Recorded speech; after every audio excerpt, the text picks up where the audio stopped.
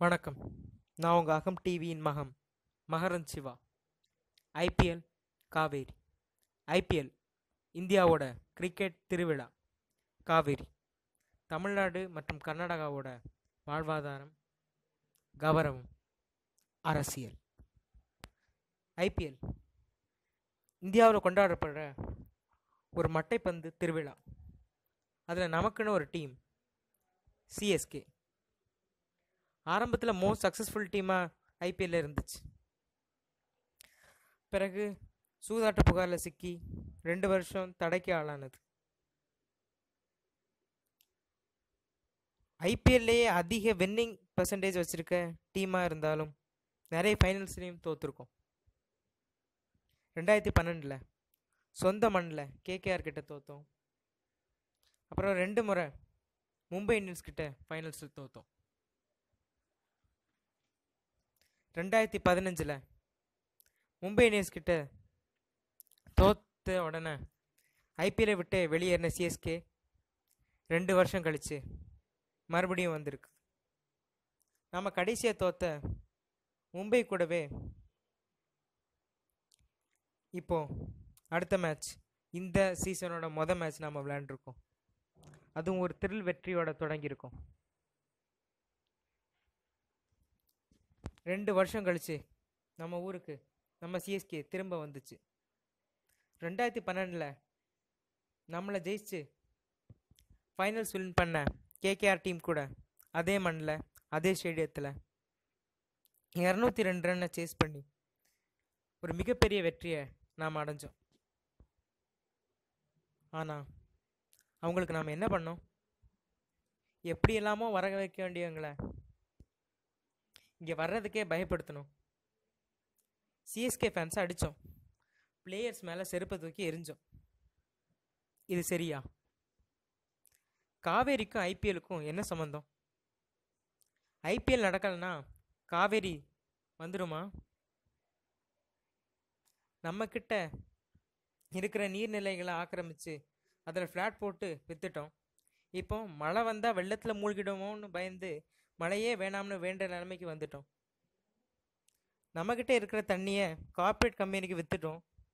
இப்போ அடுத்த ஸ்டேட்காரங்கிட்ட தண்ணிக்காக சண்டை போடுறோம். இதுக்கெல்லாம் காரணம் யார்?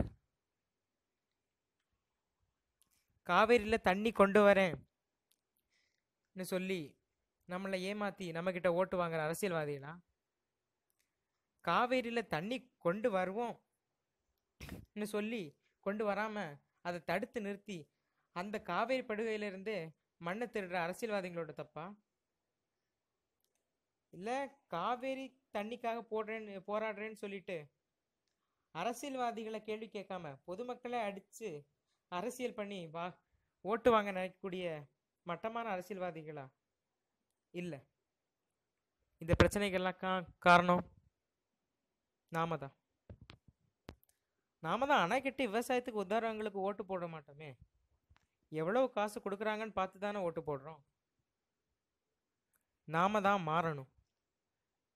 சிஎஸ்கே நம்ம உடைமை, காவேரி நம்ம உரிமை. நம்ம உரிமைக்காக நம்ம உடைமையும், நம்ம உடைமைக்காக நம்ம உரிமையும் என்றைக்குமே விட்டு கொடுக்க வேண்டிய அவசியமே இல்லை.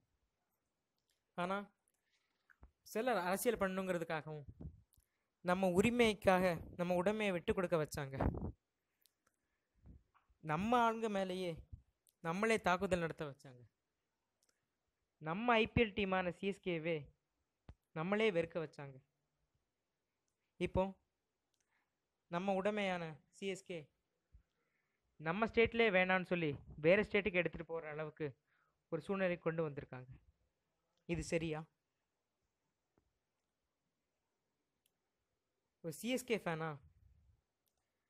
2 வருஷம் கழிச்சு இப்படி ஒரு கம்பேக் கொடுத்துருக்க நம்ம சிஎஸ்கேக்கு ஒரு சலாம் போட்டு அவங்கள வர வைக்கிறத விட்டுட்டு அவங்களுக்கு பாதுகாப்புக்கு அவங்கள வேறு மாநிலத்துக்கு கொண்டு போகிற அளவுக்கு நாம் வச்சுக்கிட்டது நம்ம தப்பு தான்.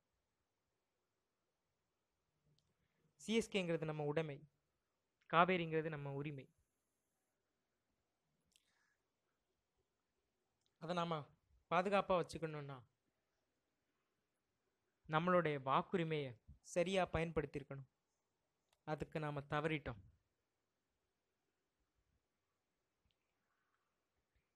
இதை நான் ஒரு தமிழங்கிறதுனாலையோ சிஎஸ்கே ஃபேன்னாலேயோ இல்லை எந்த ஒரு அரசியல் கட்சியை அவமதிக்கணும்னையோ சொல்லலை. நானும் இந்த நாட்டில் ஒரு மனுஷன் தானே. ஒரு சாதாரண குடிமகனா என்னுடைய உரிமைக்காகவும் ஒரு கிரிக்கெட் ரசிகனா என் டீம் விளையாடக்கூடிய மேட்சை நான் நேரில் போய் பார்க்கணுங்கிறதுக்காகவும் தான் இந்த பதிவு போட்டிருக்கேன். ரொம்ப வேதனையோட போட்டிருக்கேன். வேதனையுடன் உங்கள் மகரந்த் சிவா. நன்றி.